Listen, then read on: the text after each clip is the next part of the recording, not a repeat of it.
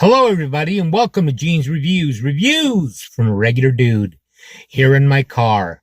If you're already subscribed, thank you, everybody. Thanks to all my subscribers. If you're not yet subscribed, please think about doing so and make sure you tap that bell icon so you can be notified every single time I upload a new video. I'm starting to get a little better at it now, and it looks like I'll be at least doing 5 or 6 a week. I'm going to try and do one every day. We'll see how that goes. Also, if you stick around till the end of the video, it helps with the algorithm, and I also have a joke at the end of every single video. Now, today we're going to check another one out from Most Amazing Top 10. This is Frightening Times. The Ouija board wasn't properly closed out. Let's check it out.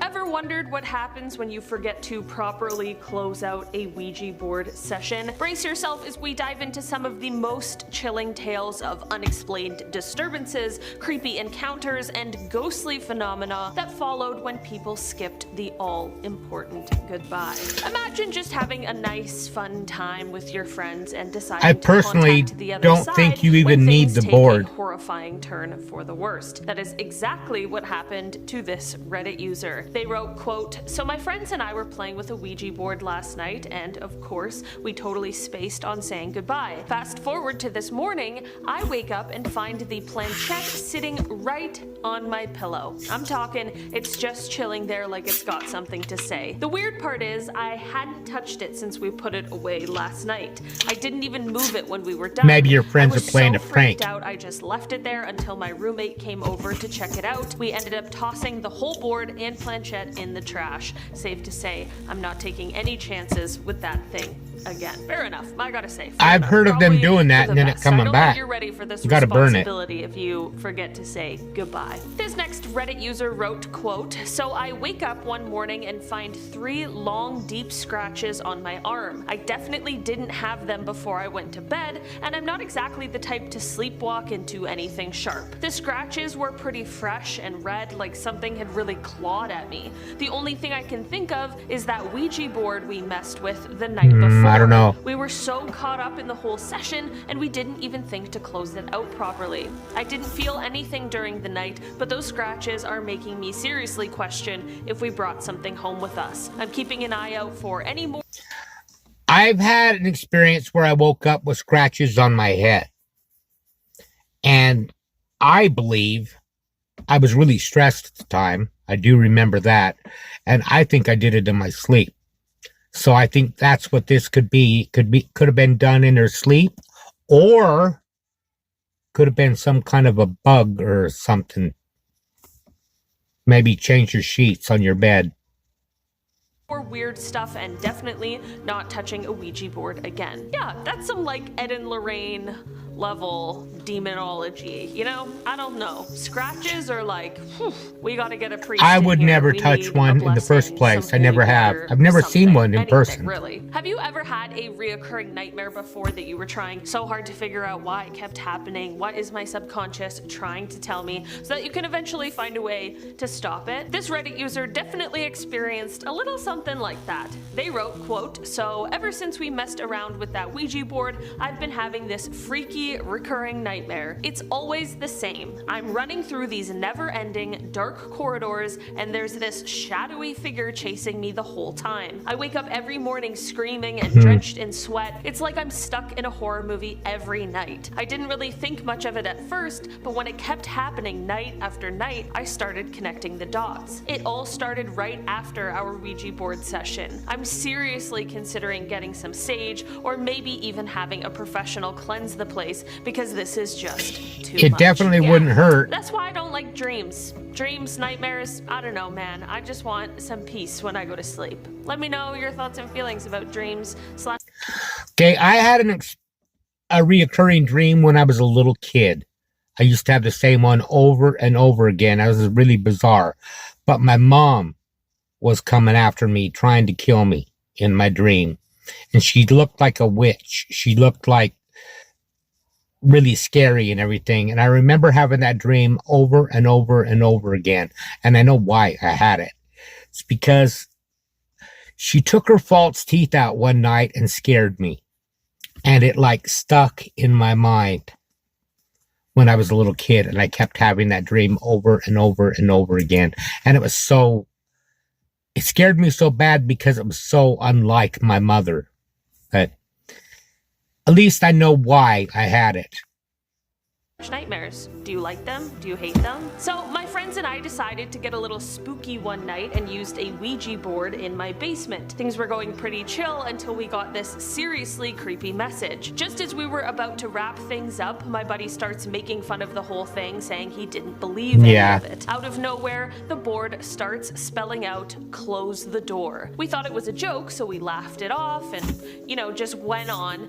Big mistake. A few minutes later, when we tried to leave, our basement door was totally jammed. Like, wouldn't budge at all. We ended up having to use a crowbar and spent a whole hour wrestling with it to get it open. It was like the door was fighting back. After that, none of us have even thought about touching a Ouija board again. Nope, never again.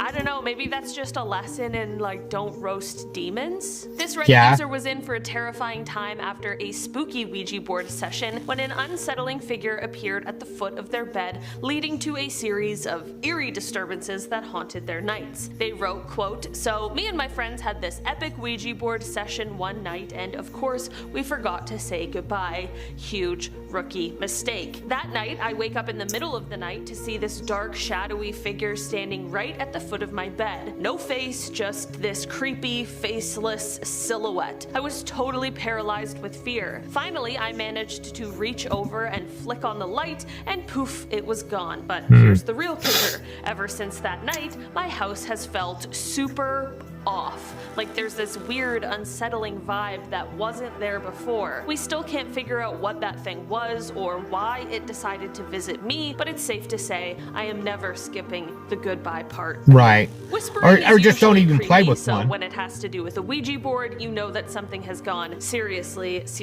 wrong. This Reddit user wrote, quote, "So my cousin and I were feeling brave and decided to use a Ouija board in her creepy attic. Of course, we totally forgot to close it out properly. Classic mistake. But for the next few weeks, we started hearing these eerie whispers coming from the attic every single night."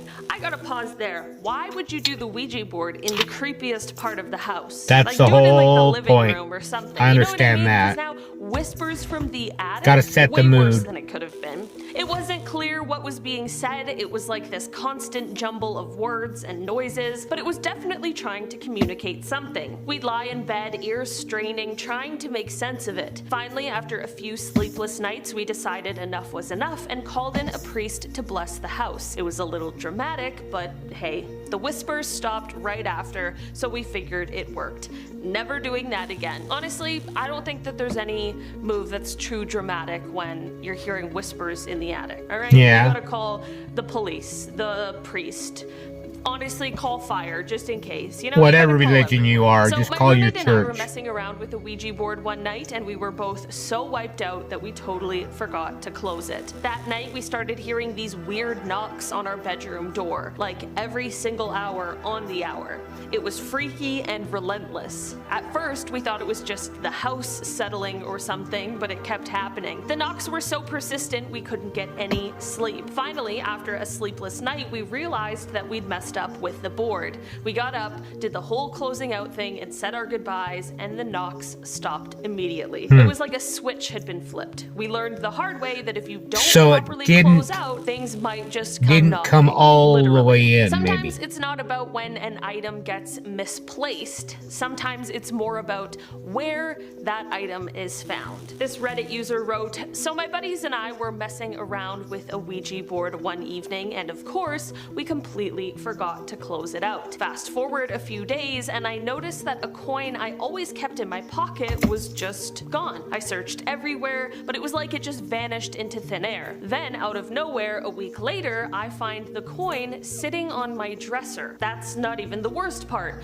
With it, there was a little note that said, "Thanks for the company." I was totally freaked out. No idea how it got there or who left it, but let's just say that I am never skipping the goodbye again. I don't know about that one. And its creepy note are now tucked away in a drawer, and I'm definitely not messing with a Ouija board anytime soon. Oh, keeping the note is so scary. I feel like I just throw it all in the fire, get rid of burn it that. all. Out of sight, out of mind, you know? We had this sleepover and decided to break out the Ouija board, but we ended up forgetting to say goodbye. That was obviously a big mistake, and my life has been hell ever since. The next morning, my friend found her creepy porcelain doll had been moved from one side of the room to the other. Like, it was nowhere near where she'd left it. She was convinced it was the board's fault, and honestly, I didn't argue. Ever since then, that doll's been acting all kinds of weird. It looks like it moves on its own when no one's around. We've tried to ignore it, but it's got this unsettling vibe that makes us way too nervous to even touch it. We're all pretty much avoiding that room altogether now. Well, looks like they created burn the that new Annabelle, doll. so that's great for all of us. I love that.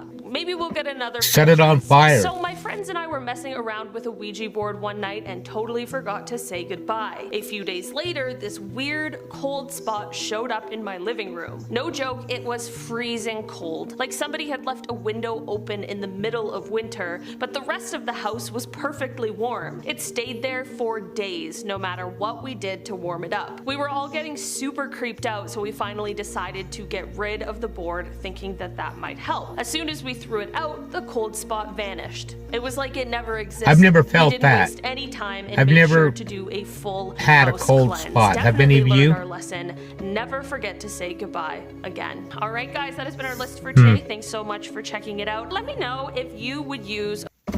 That's pretty interesting, I think. But I think I'll just stick to horror movies.